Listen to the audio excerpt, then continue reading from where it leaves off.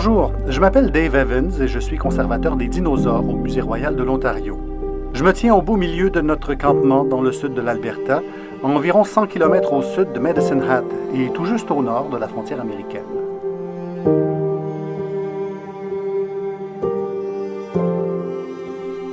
Le ROM effectue des fouilles dans le sud de l'Alberta depuis un siècle. Nous avons commencé dans la région du Dinosaur Provincial Park, au nord de Brooks. Mais c'est dans les années 1960, avec Gord Edmund, que le musée s'est mis à étudier des roches de la formation d'Oldman autour d'ici.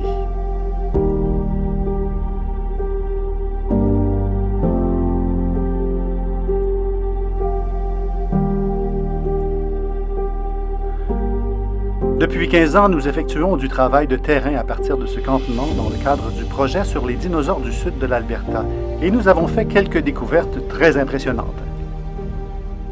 Il y a quelques années, il s'est produit quelque chose d'extraordinaire à une centaine de kilomètres au sud, de l'autre côté de la frontière américaine, au Montana.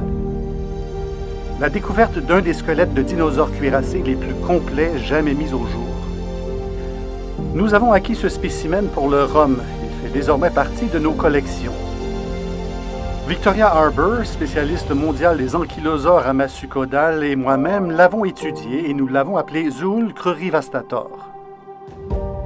Bonjour, je suis Victoria Harbour. Je suis boursière postdoctorale du CRSNG au Musée royal de l'Ontario et à l'Université de Toronto. J'ai aidé à décrire et à nommer Zool crurivastator, le briseur de tibia. J'ai fait partie de l'équipe qui a trouvé le nom de Zool, qui l'a décrit et classé comme une espèce nouvelle de dinosaures cuirassés. Les dinosaures cuirassés sont vraiment super, car ils sont couverts d'étonnantes pointes et plaques osseuses appelées ostéodermes, qui font partie de leur épiderme.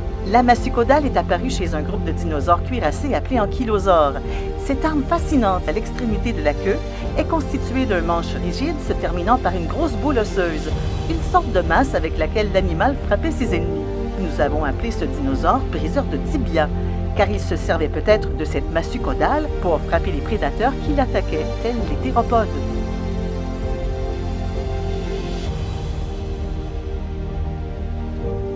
Nous sommes ici dans la carrière où Zool, notre magnifique dinosaure cuirassé, a été dégagé. Sa découverte en 2014 a été le fruit d'un heureux hasard. Une équipe de collectionneurs de fossiles était en train d'extraire un Gorgosaurus carnivore, un tyrannosaure cousin du célèbre Tyrannosaurus rex, que l'érosion avait fait apparaître dans la colline juste au-dessus de mon épaule droite. Comme le squelette était dispersé, ils ont décidé de creuser un grand trou pour voir s'ils pouvaient récupérer le fossile au complet.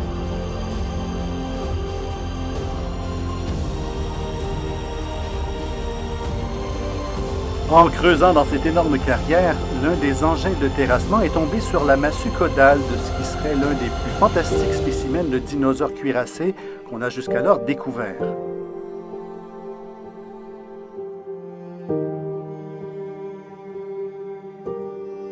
Aucune partie de Zool n'était à l'air libre quand il a été découvert. C'est l'une des raisons pour lesquelles il était si bien conservé. Sa découverte est un coup de chance extraordinaire, un événement qui n'arrive qu'une fois dans une vie.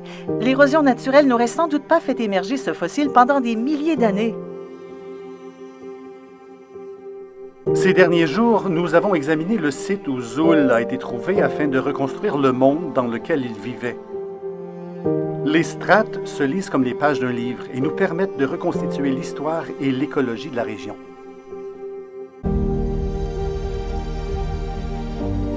Ce qui est génial dans cette carrière absolument immense, c'est qu'elle nous donne une idée de la faune qui coexistait avec Zool. Zool n'était pas un dinosaure isolé. Il vivait au milieu de tortues, de crocodiles et dans le voisinage d'un tyrannosaure qui était peut-être son principal prédateur. Aujourd'hui même, nous étions assis ici, parmi la végétation dont Zool s'est peut-être nourri. Nous avons fendu des roches contenant des feuilles magnifiquement conservées qui nous renseignent sur l'alimentation de Zool. Sur ces feuilles, de petits trous révèlent la présence d'insectes. Les fouilles nous éclairent également sur le climat de la région. De nos jours, le site est visiblement très sec, mais il y a 75 millions d'années, une forêt luxuriante se dressait ici, comme celle de la Louisiane ou de la Floride actuelle. Ce site nous donne une chance exceptionnelle, tout à fait spectaculaire, d'entrevoir les écosystèmes dans lesquels vivait Zool, qui sont représentés dans les roches de la formation de la rivière Judith.